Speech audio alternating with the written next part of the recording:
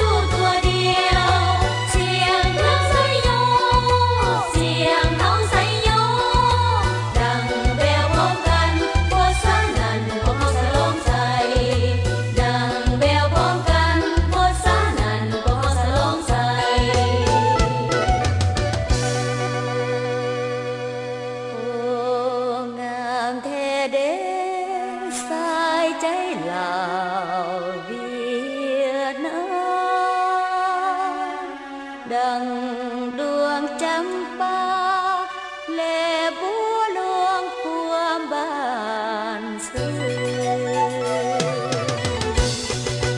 เปียบอายน้องเกิดร่วมทางพ่อแม่เดียวกันหากให้กันเป็นตายด้วยกันสู้ด้วยกันและทุกข์ด้วยกันใส่ใจลาวเวียดนามใส่ใจลาวเวียดนาม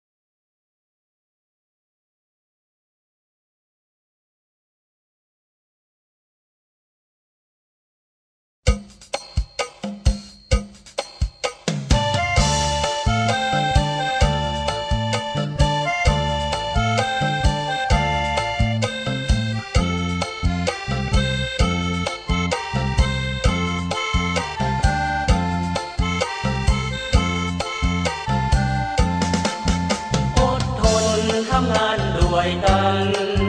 พวกเขาหนุ่มสายสะกัน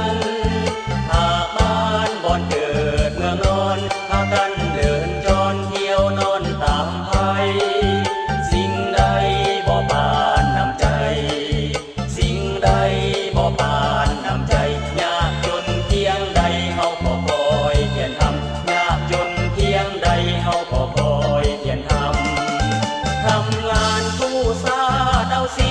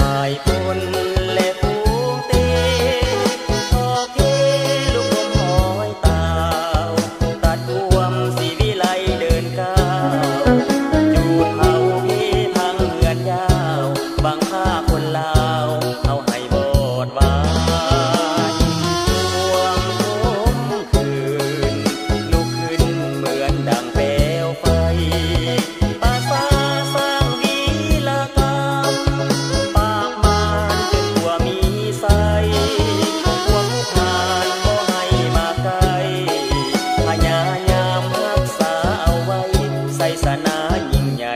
ลาวเฮาภาษาทางดินดินสำเนือ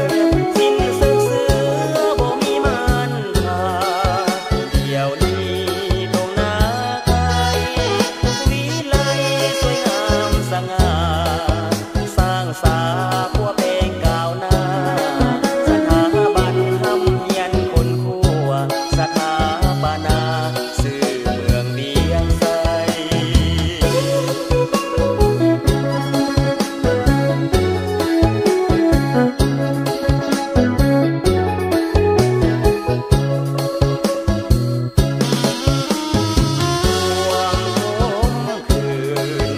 ลุกขึ้นเหมือนดังเปลวไฟภาษาสร้างวีรกรรมปราบมารจนทั่วมีไสพวกผู้ผ่านบ่ให้มาไกลพยายามรักษาเอาไว้ไสสนายิ่งใหญ่ลาวเฮาภาษาทางถิ่นดินสำเนือสิ้นศึกเสือบ่มีมันทาเดี๋ยวนี้ตรงนาไกลวิไลสวยงามสง่าสร้างสาพัวเพลงก้าวหน้าสถาบันทำเฮียนคนคั่วสถาปนาสื่อเมืองเดียงใส เ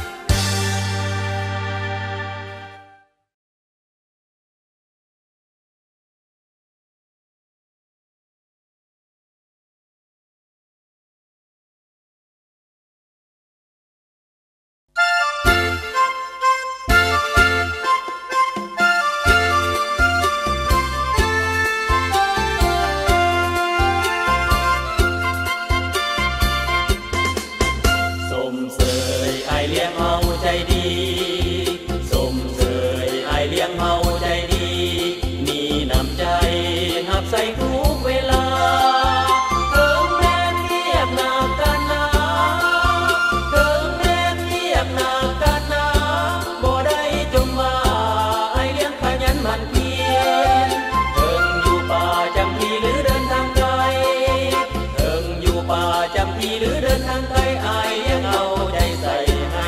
น้องเอาได้ยิ้มเต้เข้าสู่แกงนัวกว่าหอมเข้าสู่แกงนัวกว่าหอมอนามัยดีพอให้เลี้ยงน้องรับประกันน้ำโคกพวกเขาได้มีเหงื่อแห้งสู่โลกโลกปีก็ย้อนบามีอายเลี้ยงเอาใจใส่เบิ่งแยง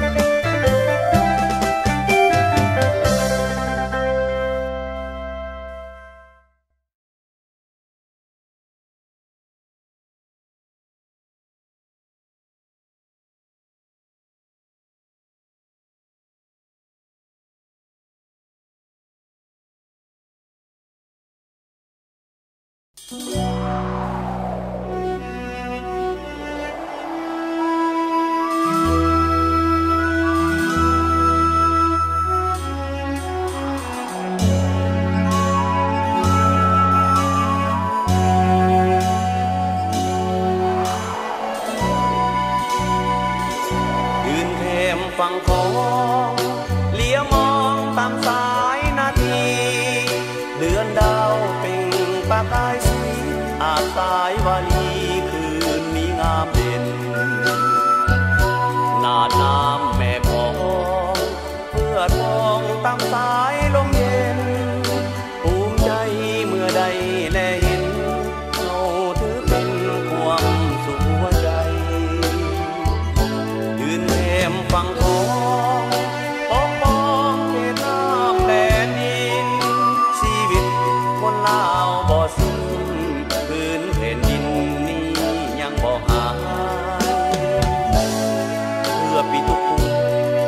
หักได้อยู่เย็นสุขสันต์เพื่อแม่เพื่อคนหักได้นอนอิ่มตาวังแม่หนาวสั่นกายยานักพบป่าซาบ่หวันบ่ไหวโอ้แม่น้ำของ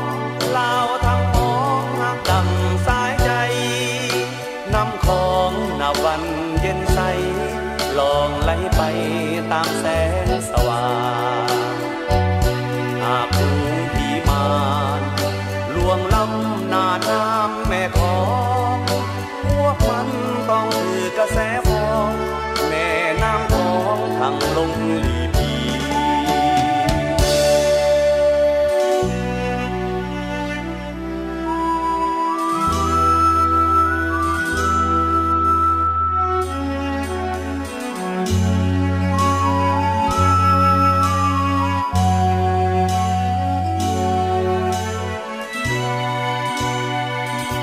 ยืนเข้มฝั่งของปกป้องเขตน้ำแดนดินชีวิตคนลาวบ่สิ้นพื้นแผ่นดินนี้ยังบ่หายเพื่อปีทุกภูมิที่แสนหักได้อยู่เย็นสุขสันต์เพื่อแม่เพื่อคนหักได้นอนอิ่มตาวังแม่หนาวสั่นกายยานักพบป่าซาบ่หวันบ่ไหวโอ้แม่น้ำของลาวทั้งของหักดังสายใจน้ำของนับวันเย็นใสลองไหลไปตามแสงสว่างหากผู้ที่มานลวงล้ำนาน้ำแม่ของพวกมันต้องถือกระแสฟองแม่น้ำของทางลง